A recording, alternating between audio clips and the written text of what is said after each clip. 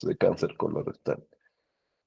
Y las proyecciones es que hay un incremento en el 20% de los casos nuevos de cáncer anualmente. ¿Saben? 20% de 800 son 160 pacientes, ¿no?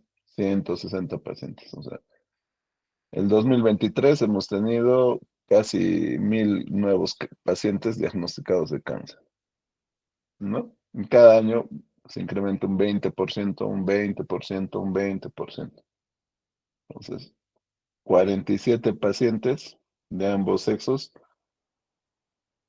han sido diagnosticados de cáncer colorectal en nuestro hospital, ¿no? En el Adolfo Guevara Velasco. Y,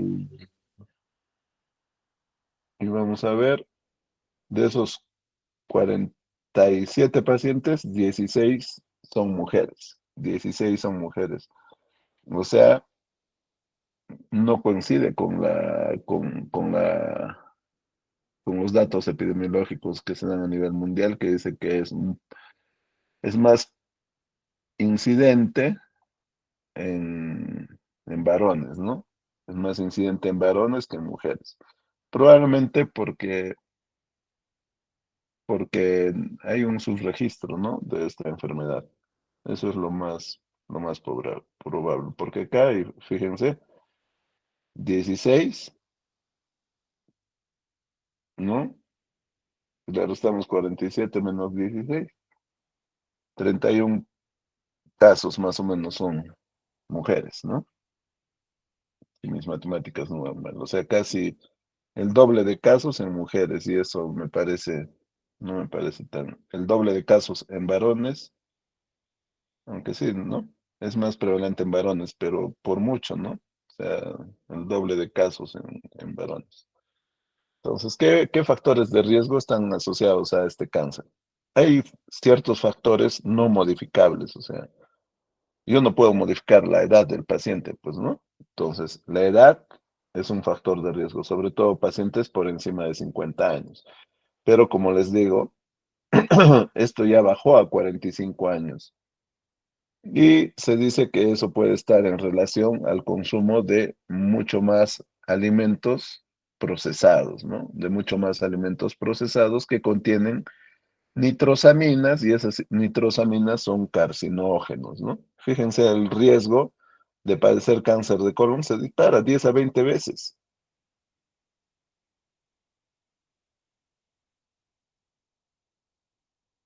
90% de los casos de cáncer de colorectal se han diagnosticado por encima de los 50 años. Es por eso que el screening se prioriza, pero se ha visto, como les digo, que ha aumentado la incidencia en, en el grupo etario de 45 a 50 años.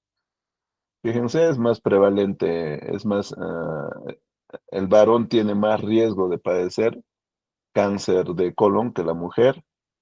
Existen ciertos síndromes hereditarios, como el síndrome de Lynch, donde hay un defecto de la reparación, de los mecanismos de reparación del ADN, ¿no? Y esto puede ser heredado de manera autosómica dominante y el riesgo es alto, ¿no? Los pacientes que tienen el síndrome de Lynch tienen un riesgo del 40-80% de hacer este cáncer. Y eso es obviamente de por vida, pues porque uno ha nacido con ese defecto, ¿no? Inestabilidad microsatelital tipo 1, ¿no? Tipo 2. Otro factor no modificable, la poliposis adenomatosa familiar. El riesgo es del 100%, o sea, todos los pacientes que nacen con esta condición van a hacer cáncer. Entonces, es necesario hacer una colectomía profiláctica. ¿Por qué? Porque ellos nacen con una mutación del gen APC, ¿no? Del gen APC.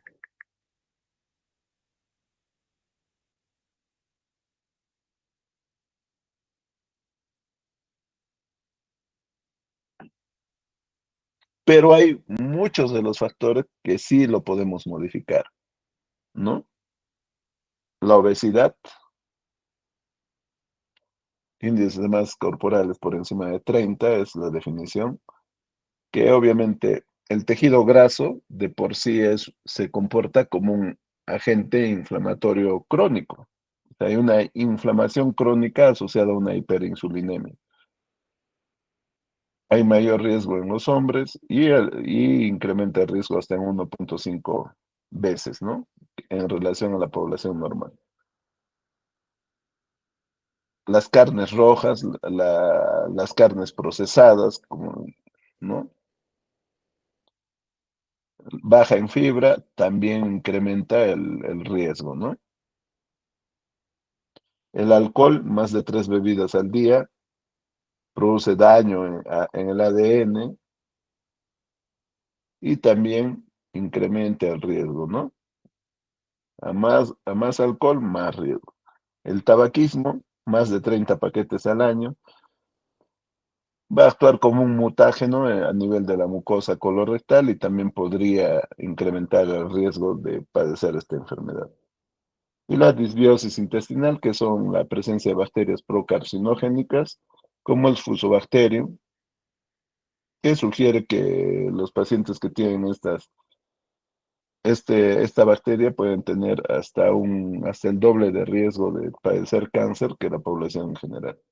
Entonces, no se olviden, hay factores que yo no puedo modificar porque es una condición ya inherente al paciente, ¿no? Yo no voy a modificar, no tengo una pastilla para modificar la presencia de esta mutación. El paciente tiene esa condición, ha nacido con esa condición.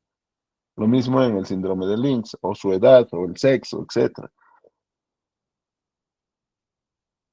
Pero hay factores que sí yo puedo modificar, cambiar los estilos de vida de los pacientes, ¿no? Promover la actividad física, que ya les he dicho que es el único factor protector para evitar cáncer en general. 30 minutos de ejercicio al día durante 5 días a la semana mínimo. Entonces, ¿qué mecanismos de prevención privada, primaria y cribado tenemos para esta enfermedad?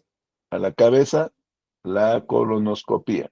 La colonoscopía se recomienda cada 10 años, como los dije, por encima de los 45 años, al menos una colonoscopía, y esas son políticas públicas en Estados Unidos, Alemania, Japón, ¿no?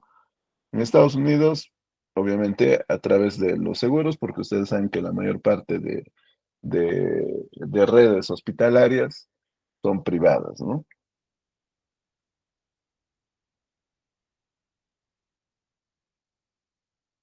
Esta es una prueba, el PIT anual es una prueba para la detección de sangre oculta en heces. Su disminución de la reducción de la mortalidad se evalúa un 30 a 40%. Y este tipo de cribado sobre todo se estila hacer en Europa, Reino Unido, Italia. La sigmoidoscopía cada 5 años, la reducción de la mortalidad es de un 35% y eso se estila hacer en el Reino Unido, ¿no? Entonces, pero en conclusión de lo que podemos sacar acá, la mejor prueba de cribado hasta el momento viene a ser la colonoscopia. El problema es el acceso, pues. Ah, Para los que tenemos un seguro es de fácil acceso. Para la población en general no es tan fácil el acceso a esas pruebas. Tal vez usaremos el FIT anual, que es para la detección de sangre oculta en heces, ¿no? Pero no tiene, fíjense, no tiene ese impacto en la reducción de la mortalidad como lo tiene la colonoscopia. Entonces, si ustedes tienen un familiar, ¿cuál es el mejor examen? Colonoscopia, colonoscopia. Pero como les digo, el problema es el acceso, el problema es el acceso. Y eso es una de nuestras grandes deficiencias, ¿no? En todo. Acceso a la mamografía, acceso a la colonoscopia, ¿no? Y obviamente hay estudios clínicos y hay uno de ellos es el dosaje de DNA tumoral circulante, ¿no? Para detección precoz de esta enfermedad, o incluso estudios con la microbiota fecal, ¿no? Como biomarcador. asociar inteligencia artificial a exámenes endoscópicos, ¿no? Pueden aumentar la especificidad y la sensibilidad de esta prueba. Ustedes saben que ya todos los equipos biomédicos están ya incorporando inteligencia artificial para un mejor, para realizar diagnósticos mucho más precisos, ¿no? Que incluso normalmente el ojo humano no lo podría captar como algo anormal.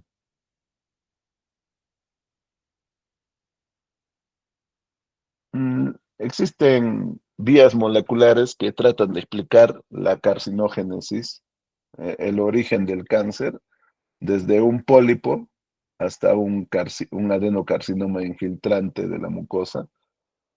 Y una de esas vías es la vía del adenoma carcinoma, donde se caracteriza por la presencia de inestabilidad cromosómica.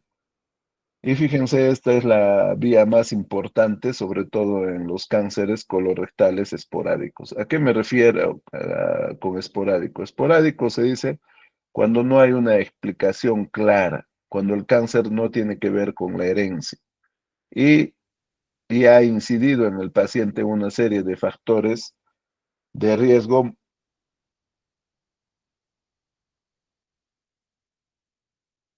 modificables o no modificables, sobre todo los modificables, que hace que sea la explicación de su cáncer. Y por esta vía del adenoma carcinoma se explica el 70-80% de los cánceres colorectales esporádicos. Como les digo, esporádico no tiene nada que ver con herencia. Entonces ahí no entra el Lynch, no entra la mutación del gen APC. No entra el Lynch sobre todo, ¿no? ¿Qué alteraciones? La mutación del gen APC, ¿no? Esa es la principal. Porque el Lynch sí es heredado, es autosómico dominante, en cambio este es adquirido. Entonces, yo puedo adquirir la mutación de la adenomatosis polipoidea coli, ¿no? El gen APC es un gen supresor tumoral y se ha visto que esta mutación incluso está presente en el 80% de los cánceres colorectales esporádicos, ¿no? Son mutaciones somáticas. También hay una activación de la vía Carras-NRAS y ahí están descritas las mutaciones que yo puedo encontrar. Y esto puede estar presente en el 40-50% de los pacientes con cáncer colorectal. La pérdida del P53, ¿no? El P53, ustedes saben que es un gen supresor tumoral. Si yo, si P53 pierde su actividad, obviamente lo que va a predominar van a ser los oncogenes. Entonces va a haber una, una proliferación indiscriminada, pues, ¿no? Porque no hay un gen que suprima esa supresión, que suprime esa proliferación como es P53. Sobre todo esto se ve en estadios avanzados de la enfermedad, hasta un 50-70% de los casos. Y la delección del 18Q, que produce inactivación de la vía del factor de crecimiento transformante beta, que también que ocasiona una pérdida de la actividad supresora tumoral, ¿no? Entonces, esta vía del adenoma carcinoma es una vía importante, sobre todo en los pacientes con cáncer colorectal esporádico. La mayoría de los pacientes son pacientes que tienen un cáncer colorectal esporádico, es decir, es la suma de varios factores de riesgo. Es multifactorial, pero no está asociado a factores hereditarios. Otro es la vía de la inestabilidad de los microsatélites, como les he estado explicando, y acá sí tenemos al síndrome de Lynch, ¿no? Como principal mecanismo. Otra vía es la vía de la metilación, que se presenta en el 20% de los pacientes con cáncer colorectal esporádico.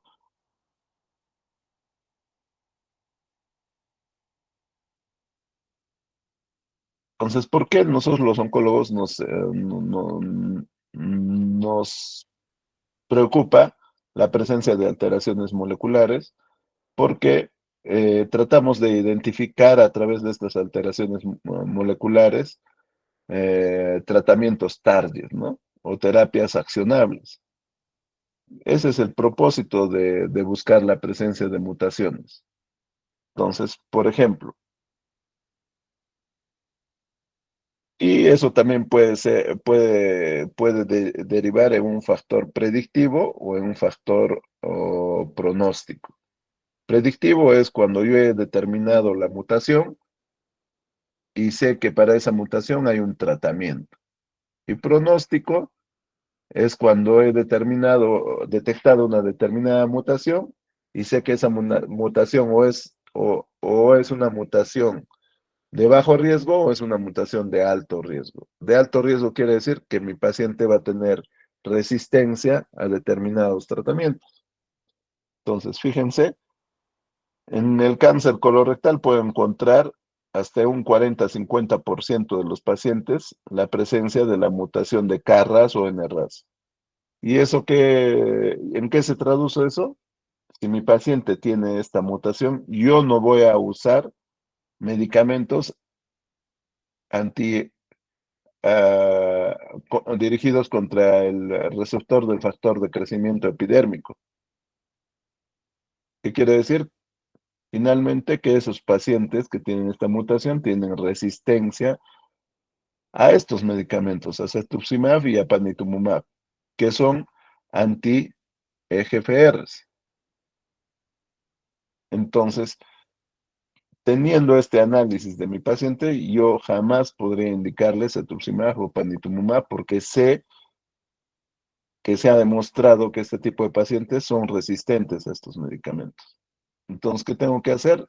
Evitar el uso de esa terapia anti-EGFR contra el receptor del factor de crecimiento epidérmico. Si mi paciente tiene la mutación de BRAF B600E, que también es una mutación que se encuentra en melanoma, por ejemplo, si mi paciente tiene esta mutación, yo sé que ese paciente va a ser de mal pronóstico. Estamos hablando, sobre todo, para pacientes con estadio clínico 4. ¿Por qué? Porque en ellos se supone que yo necesito usar un tratamiento sistémico, porque su enfermedad es sistémica. Los estadios clínicos 4 en general, no solo en cáncer de colon, significa que la enfermedad ha avanzado. Hay metástasis en algún órgano o en alguna estructura anatómica a distancia.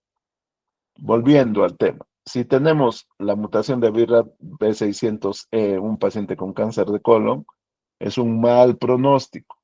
Entonces, cuando hay esa mutación, está indicado el uso de una droga como es el encorafenib más cetuximab, que incluso eso ya está aprobado por FDA. Pero del 100% de los pacientes con cáncer de colon, casi un 8 a 12% tienen esa mutación, o sea, la décima parte. La amplificación de HER2, que también se puede dar en este tipo de tumores, no solo en cáncer de mama, fíjense, 3 a 5%. 3 a 5% de los pacientes pueden tener esta amplificación de HER2. Entonces, yo tendría que usar un medicamento anti-HER2, como es trastuzumab o pertuzumab. Ahora, las fusiones de ENTRAG son menores al 1% y yo podría utilizar estas drogas, larotrectinib o entrectinib. Y la presencia de la mutación del PIK-TRAS se puede presentar en un 15 a 20% y todavía ya hay bastantes estudios sobre el uso de esta droga en esas condiciones, como el alpelisib. Entonces, fíjense, o sea, la identificación de mutaciones abre ventanas y opciones terapéuticas en los pacientes. ¿Cuál es el objetivo del tratamiento de los pacientes con estadio clínico 4? El objetivo de los pacientes, del tratamiento de los pacientes con estadio clínico 4 es darles mayor sobrevida, es decir, en términos sencillos, que vivan más, pero que vivan bien, porque, como ustedes saben, los estadios clínico 4 son irrecuperables, no tienen cura. Entonces, otro tipo de biomarcadores, ya también de respuesta para el, hay un tipo de tratamientos en oncología que ha surgido hace 2, 3 años, obviamente en los países desarrollados mucho más, en nuestro país. Una de las primeras drogas de inmunoterapia que se ha usado es nivolumab, sobre todo para pacientes con melanoma. Pero fíjense, yo a la pieza operatoria de mi paciente, ¿no? Que ustedes saben que eso se procesa en unos taquitos de parafina, a esos taquitos yo puedo someterlos a nuevos estudios. Y uno de esos estudios es la determinación de la presencia de inestabilidad microsatelital, ¿no? Si el paciente es positivo para estos estudios de inestabilidad microsatelital o la presencia de mutaciones de daño en los mecanismos de reparación del ADN, puedo utilizar medicamentos como el pembrolizumab o el nivolumab, más o menos incluso el uso de ipilimumab.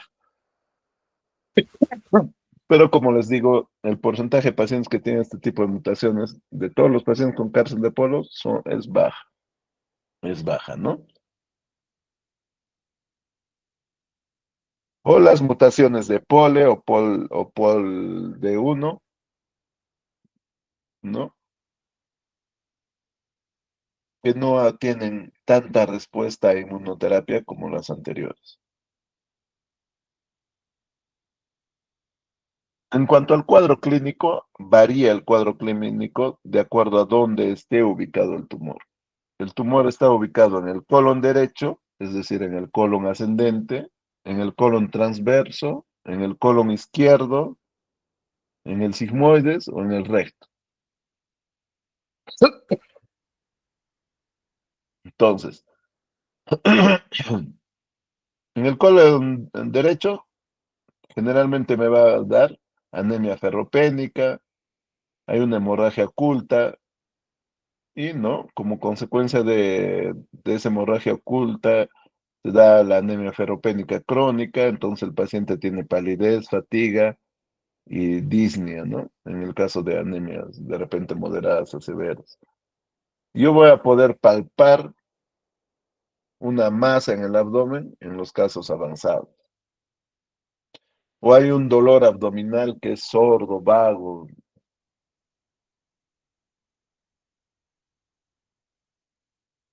la pérdida de peso inexplicable, ¿no? Porque hay una masa de repente en el ciego, en el colon ascendente, que va a producir un síndrome constitucional.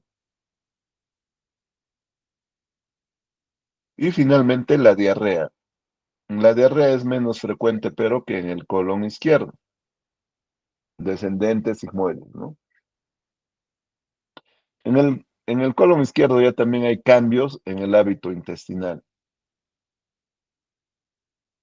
debido a que hay una estrechez de la luz del intestino, entonces va a haber un estreñimiento progresivo, pues, ¿no? O puede haber episodios de diarrea intermitente o falsas diarreas, sobre todo esto por secreción alrededor de la obstrucción, ¿no?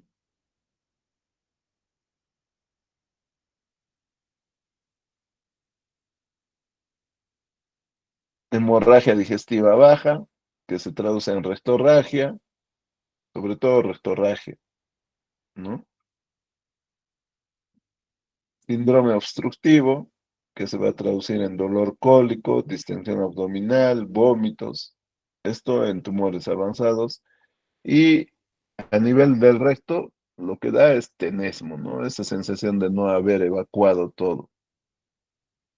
Y a nivel de recto también la rectorragia, pues, ¿no? La rectorragia. O la sensación de masa.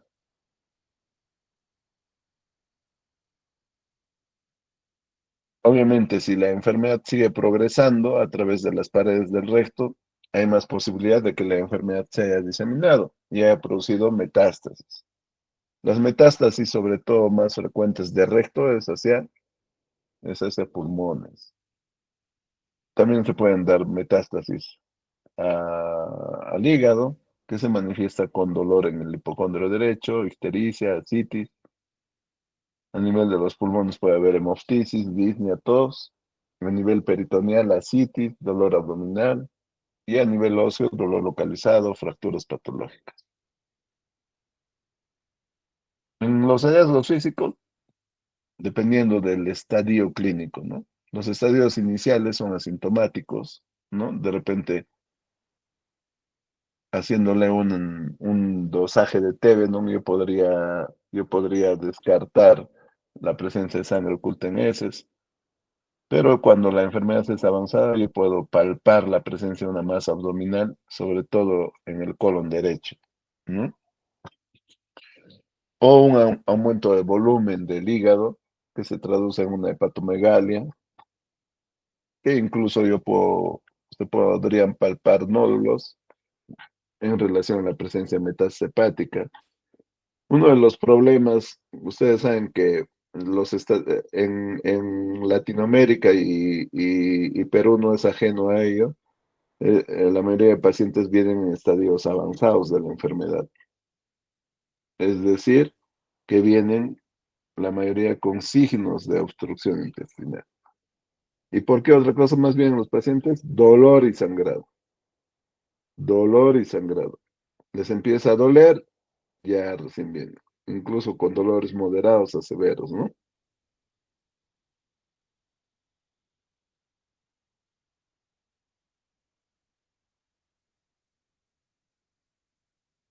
Entonces, generalmente los pacientes ingresan por emergencia por cuadros de obstrucción intestinal, ¿no? Distensión, timpanismo o el astismo aumentado.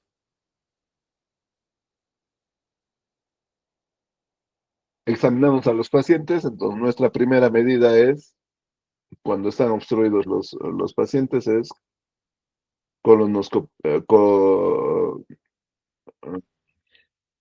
colostomía disfuncional, ¿no? Disfuncionalizar el colon por encima de la obstrucción y sacar una boca por la pared abdominal para garantizar la eliminación de deposiciones en los pacientes.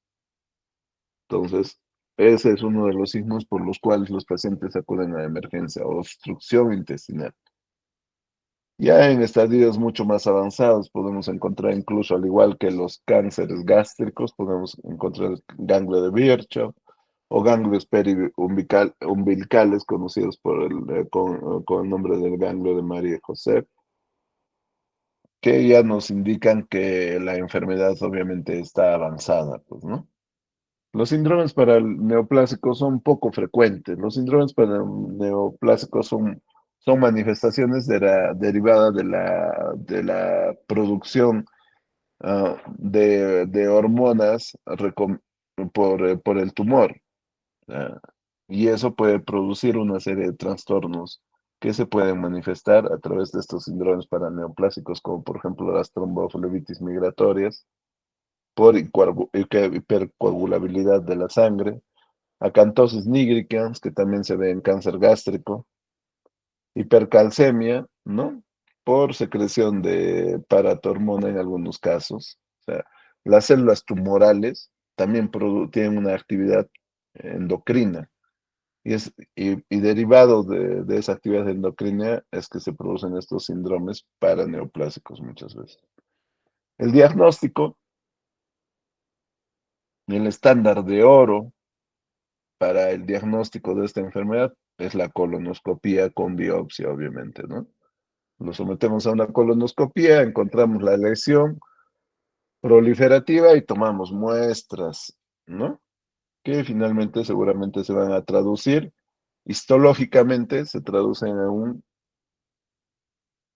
en un adenocarcinoma, chicos, adenocarcinoma. El tipo histológico más frecuente de cáncer de colon y recto es adenocarcinoma de lejos, chicos, de lejos. El 95% de los pacientes tiene, del 90 al 95% tienen este tipo de histología, adenocarcinoma tubular infiltrante. Un 5 a 10% pueden ser tumores neuroendocrinos, pueden ser linfomas, etcétera. Pero el estándar de oro para el diagnóstico sigue siendo la colonoscopia más toma de biopsia. Entonces, ya tenemos el diagnóstico, tenemos que hacer el estadiaje del paciente. El estadiaje del paciente lo vamos a hacer como una tomografía tóraco-abdominopélvica, ¿no? Para descartar la presencia de enfermedad a distancia. Y, esa, y ese proceso se llama estadificación. Ustedes saben que la estadificación la hacemos tomando en cuenta tres parámetros fundamentales. El tamaño del tumor, que es la T, el N es el compromiso de ganglios, presencia o ausencia de compromiso de ganglios y finalmente la presencia o ausencia de metástasis, el famoso TNM. Los marcadores tumorales, en este caso, el CEA, nosotros en cáncer de colon pedimos bastante CEA y CA 19,9. Pero ustedes deben saber que el CA 19,9 es específico también para cáncer de páncreas. Generalmente este antígeno carcino embrionario está elevado y sobre todo es útil para seguimiento, pero no más, no para diagnóstico.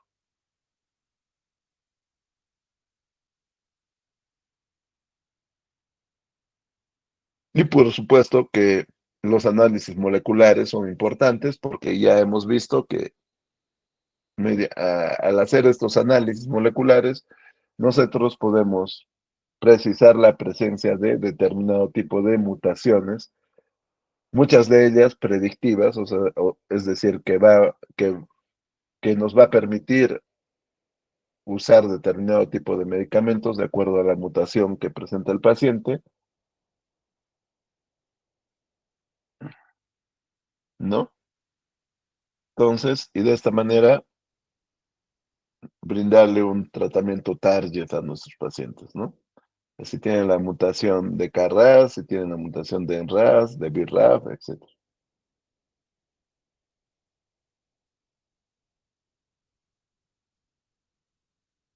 Chicos, 10 minutos, por favor, para respirar y que no se duerman.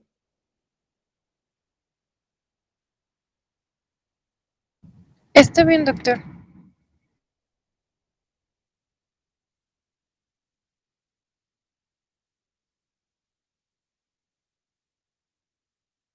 Ya, chicos, nos vemos en 10. No, en punto.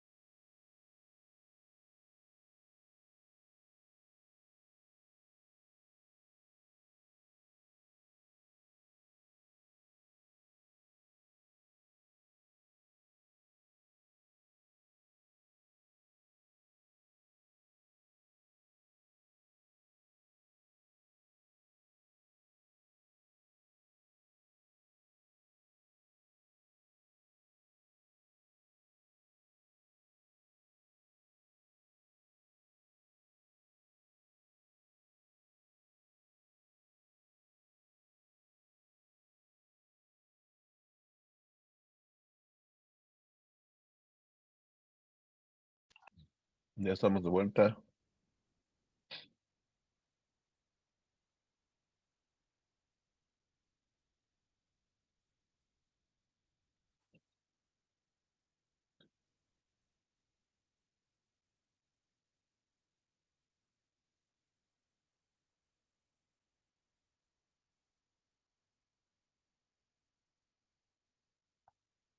Entonces, como decíamos, el gol estándar para el diagnóstico es la colonoscopia, pues, ¿no? Entonces, la colonoscopia nos permite tomar muestras, ¿no? Y examinar toda la longitud del colon, ya sea ascendente, descendente, transverso, sigmoide, recto. Una vez que el paciente está diagnosticado, entonces viene la segunda fase, que es la estadificación. Para la estadificación vamos a usar lo que ustedes ya conocen, el TNM. La T es de tamaño del tumor, N en ganglios comprometidos y M si hay metástasis a distancia, ¿no? Marcadores tumorales. Hay, hay una crítica que siempre hacemos a los médicos, a algunos colegas médicos generales, es porque piensan que los marcadores es screening y no es screening, chicos. Un marcador tumoral puede elevarse por diferentes causas, porque se comportan como restantes de fase aguda. Si yo tengo un proceso inflamatorio, tengo un resfrío, soy fumador, incluso los marcadores van a salir elevados. Pero sí a nosotros los oncólogos nos sirven los marcadores, en este caso el antígeno carcinoma embrionario, para el seguimiento de la enfermedad. Por ejemplo, si el paciente en el debut de su enfermedad le tomo un antígeno carcinoembrionario y este sale elevado, digamos en 150, le inicio tratamiento y en 3 meses le hago un control de ese marcador tumoral. Y si el tratamiento está siendo efectivo, obviamente lo corroboro con una disminución de la elevación de ese marcador tumoral. Así de fácil. Pero de ninguna manera el marcador tumoral por sí solo es diagnóstico de nada, chicos, de nada. Excepto el PSA asociado al examen dígito rectal o la alfa-fetoproteína en el caso de los hepatocarcinomas. Solo es, el PSA es un screening y la alfa-fetoproteína es diagnóstico. Finalmente le voy a hacer el análisis molecular, ¿no? Si digamos mi paciente es un paciente con metástasis a distancia, me interesa saber si tiene la mutación de KRAS, la mutación de NRAS, la mutación de BRAF o si tiene inestabilidad microsatelital. Eso sí me interesa saber. ¿Por qué? Porque yo, de acuerdo a esas mutaciones, voy a escoger las mejores armas terapéuticas para tratar de darle a ese paciente mayor sobrevida. Porque el objetivo del tratamiento en estadios avanzados es mayor sobrevida, brindarle mayor sobrevida a los pacientes. En términos sencillos, más vida, ¿no? Más vida a los pacientes.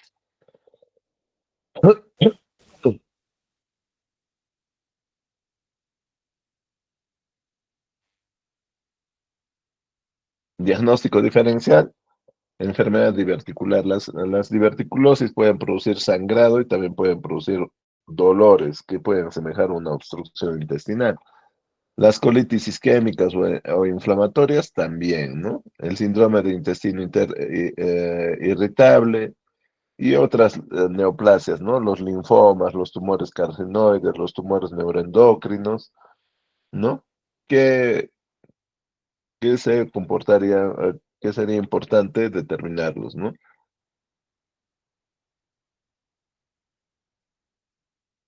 ¿Qué complicaciones pueden tener este tipo de pacientes? Ya les dije, la principal complicación y el motivo por el que vienen a la emergencia y lamentablemente vienen en estadios avanzados es la obstrucción intestinal, chicos. Los pacientes han bajado de peso, no tienen molestias, están pálidos, incluso no vienen, no vienen. ¿Cuándo vienen? Cuando tienen dolor, ven sangre en sus deposiciones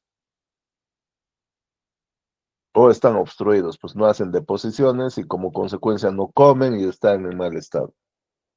Entonces, esta obstrucción puede derivar en una perforación intestinal, obviamente con peritonitis, y otra de las complicaciones y, y que son serias, porque obviamente está de por medio la vida de un paciente, son las metástasis a distancia, ¿no?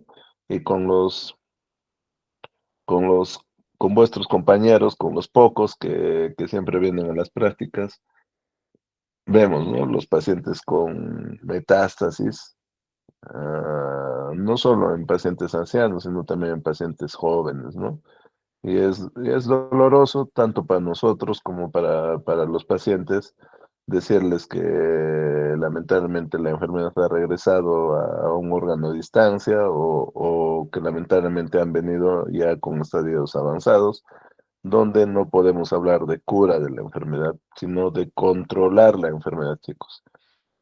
Ah, lo que tiene que quedar claro con ustedes, chicos, es que los estadios avanzados, estadio clínico 4, no tienen cura. Lo que sí la ciencia está logrando en este tipo de pacientes con tratamientos innovadores como la inmunoterapia, la terapia biológica, etcétera, es proveerles mayor sobrevida a estos pacientes, mayor sobrevida a estos pacientes. Pero de ninguna manera vamos a hablar de curación. Ninguna manera vamos a hablar de curación. Los pacientes se pueden operar del estadio clínico 1 al estadio clínico 3. Incluso se pueden operar el estadio clínico 4, pero ya como una cuestión paliativa, ¿no? De repente hay una obstrucción, entonces acá aliviamos la obstrucción, la exéresis de la tumoración o la colostomía disfuncional y continúa el paciente su quimioterapia, ¿no?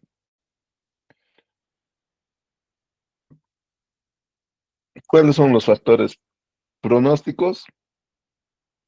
El estadio clínico, pues, ¿no? A mayor avance de la enfermedad o a mayor estadio clínico, menos posibilidades de sobrevida. El grado histológico, ¿no? El grado de diferenciación de las células. Son células bien diferenciadas, grado 1. Son células moderadamente diferenciadas, grado 2. Pobremente diferenciadas, grado 3 o indiferenciadas. Es decir, que la forma de las células neoplásicas es de todo tipo, ¿no? Hay invasión linfovascular o perineural, es decir, hay células tumorales en los vasos linfáticos, lo cual me podría indicar indirectamente que hay células tumorales circulantes, probablemente, ¿no? Y obviamente esa es la causa de las metástasis a distancia. O hay una inestabilidad microsatelital, ¿no?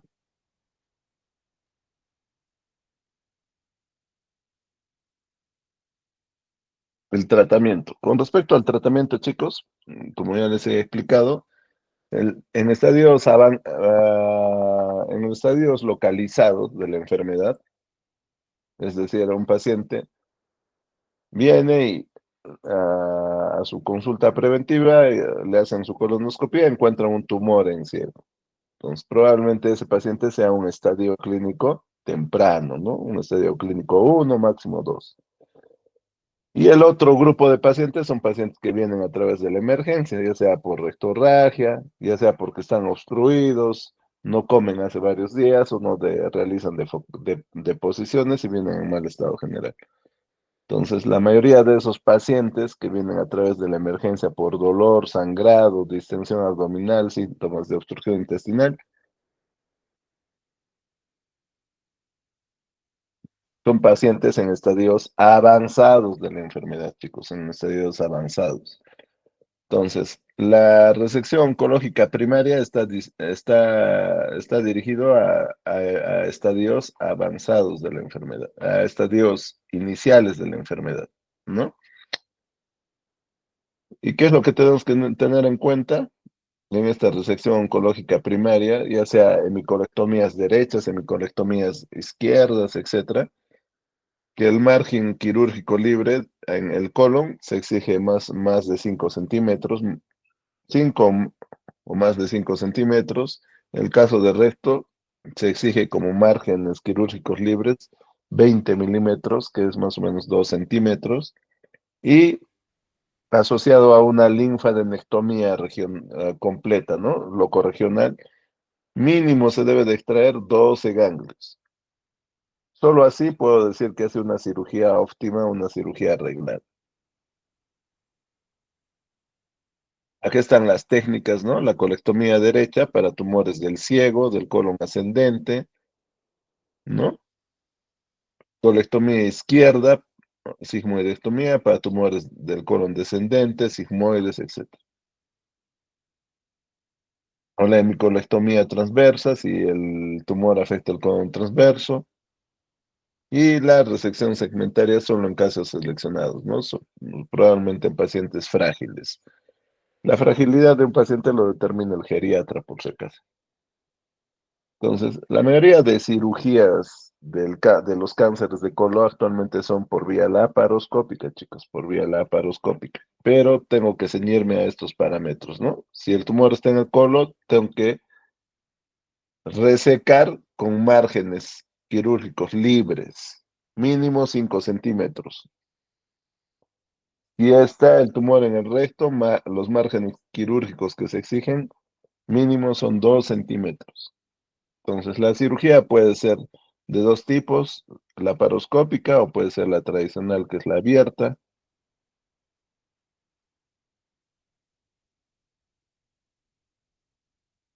Y las urgencias quirúrgicas por las que vienen nuestros pacientes es por obstrucción, ¿no? La obstrucción es importante, así como la perforación. A medida que avanza la obstrucción, el intestino puede perforarse, ¿no? Y producir una sepsis. Entonces, esto es solo para que lo conozcan, chicos, no es necesario que estén memorizando.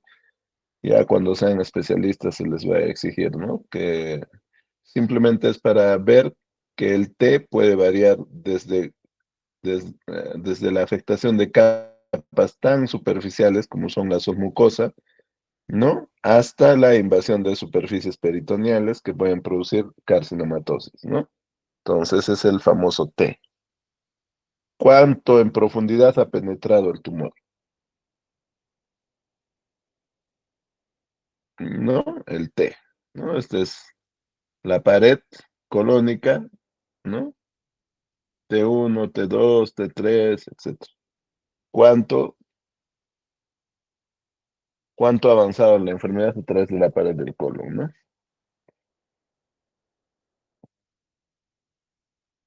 O cuántos ganglios están comprometidos, ¿no?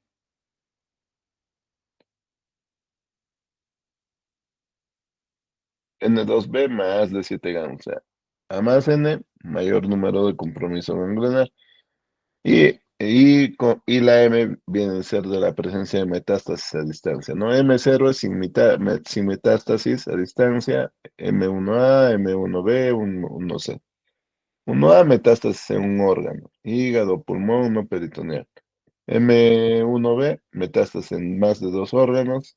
Y M1C, metástasis peritoneales. Entonces, de acuerdo a esta escala, yo voy a terminar su TNM del paciente, ¿no? Acá les traje algunas imágenes, fíjense, ¿qué notan? Hay lesiones hipodensas en el hígado, ¿no? Varias lesiones hipodensas en el hígado. Y fíjense, acá está el colon ascendente, ¿no? Acá el colon ascendente y acá pues, claramente se nota la presencia de este tumor. Entonces, ¿cómo accedo para tomar una muestra ahí? Acá en este lugar es a través de colonoscopía y tomo una biopsia. Entonces, de acuerdo al compromiso en profundidad, voy a tener menos compromiso en profundidad, voy a tener estadios más tempranos. Más compromiso en profundidad, voy a tener estadios más avanzados, ¿no? Y fíjense la supervivencia, ¿no? Varía drásticamente entre un estadio clínico 1 o 2 comparado con un estadio clínico 4. Generalmente el 0-1, resección endoscópica o cirugía curativa, ¿no? O la cirugía es curativa, sobre todo en este tipo de pacientes. Miren la supervivencia. A menor estadio clínico, mayor supervivencia. A mayor estadio clínico, menor supervivencia. En estadios iniciales, casi la mayoría de pacientes está vivo a los 5 años. En estadios avanzados, casi la décima parte solo está viva a los 5 años. O sea, de 10 pacientes, un paciente está vivo, ¿no? Uno o dos pacientes están vivos. En estadios clínicos, 4. Este es un tumor en el recto, fíjense. Este es la luz del recto y fíjense el grado de engrosamiento del recto, ¿no? Que vamos a hacerle una proctoscopía y biopsia. Fíjense, esta es una tomografía coronal. Acá hay un tumor, colon ascendente, y acá hay otro tumor en colon descendente, casi entre colon descendente y sigmoides, ¿no? Fíjense, toda esta masa que está por acá y esta masa que está por acá. Más metástasis hepáticas, las metástasis hepáticas son estas, chicos, son imágenes hipodensas, en este caso difusas, en ambos lóbulos hepáticos, en relación a un cáncer de recto.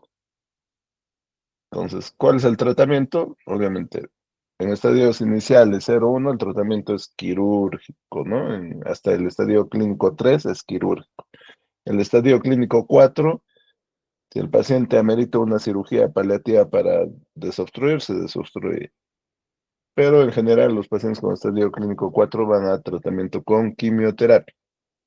Hay pacientes con estadio clínico 3, sobre todo, que podrían recibir una quimioterapia adyuvante. Adyuvante significa eliminar micrometástasis y reducir la recaída. Para eso, ese es el objetivo de este tratamiento adyuvante, eliminar micrometástasis y reducir la recaída. Entonces, hay varios esquemas de adyuvancia. Por ejemplo, este FOLFOX 6 es el estándar, sobre todo para estadio clínico 3. En estos pacientes con estadio 2, si son de alto riesgo, T4, obstrucción, perforación, linfáticos invadidos, margen cercano, todo eso, deberíamos usar una quimioterapia individualizada, o sea, como tratamiento de refuerzo, como tratamiento de refuerzo. Si el paciente tiene inestabilidad microsatelital, no hay beneficio de la quimioterapia, no hay beneficio de la quimioterapia. Entonces, la quimioterapia adyuvante es un tratamiento de refuerzo a la cirugía porque el paciente tiene ciertos factores de riesgo que hacen que esté en peligro de que la enfermedad vuelva. Y algunas consideraciones, por ejemplo, no podemos dar esta O, significa oxaliplatino, igual en el FOLFOX. No podemos dar oxaliplatina porque en ancianos les puede producir neurotoxicidad, ¿no?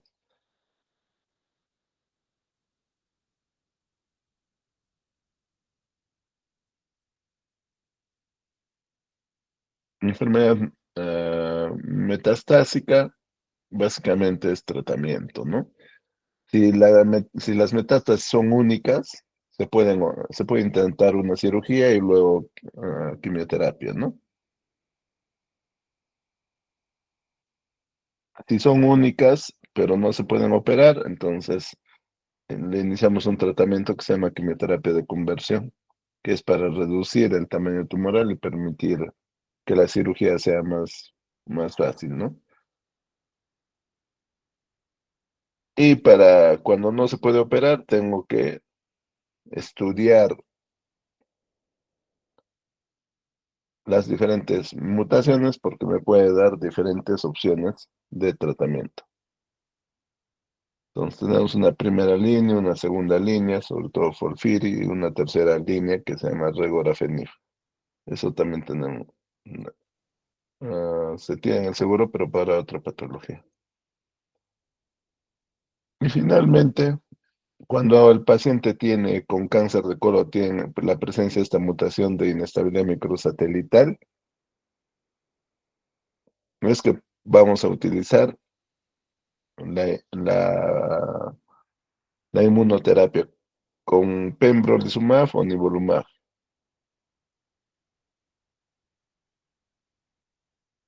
Existen otras terapias anti-EGFR, como es cetuximab, panitumumab. Estos medicamentos solo se usan cuando no hay mutación de KRAS o BRAF.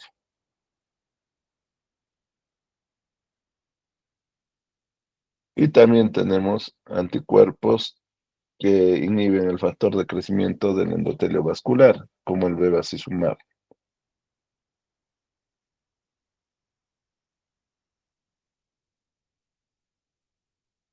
Inhibidores de BRAF, el encorafenib, ¿no?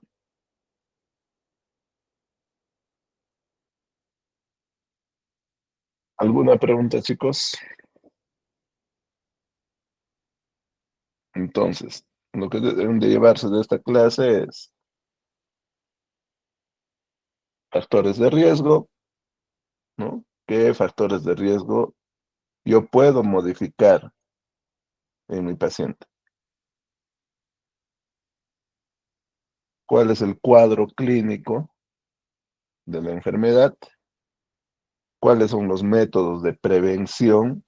Que imagínense, chicos, hay terapias que son muy caras. El tratamiento de los pacientes con estadio clínico es sumamente costoso, es sumamente costoso. En comparación a una colonoscopía, chicos, en comparación a una colonoscopía es sumamente costoso. Y finalmente, el manejo, ¿no? Estadios clínicos. Yo me quedo contento con que sepan diferenciar del estadio clínico del 1 al 3 se puede operar, el 4 no. Tratamiento sistémico, tratamiento sistémico. Y hay una serie de mutaciones que pueden ser blancos terapéuticos con algunas drogas, ¿no? Como por ejemplo BRAF B600E, yo utilizo una droga que se llama encorafenib, ¿no? Mm.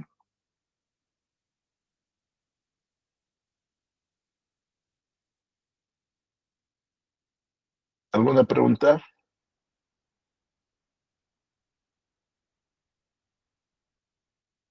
Vamos, chicos, no sean tímidos.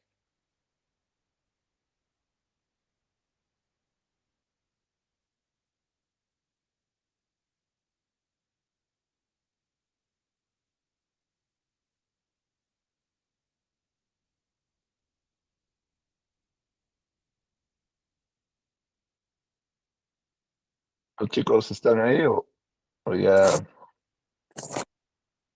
Sí, doctor, aquí estamos. ya, chicos? En vista que no hay preguntas, más bien voy a mandar al delegado una lectura sobre carcinogénesis en cáncer de colon. Desde la formación, desde que aparece una lesión que se llama pólipo, hasta la presencia del carcinoma invasivo, pueden pasar hasta 18 años, hijo. Mm, chicos. Entonces,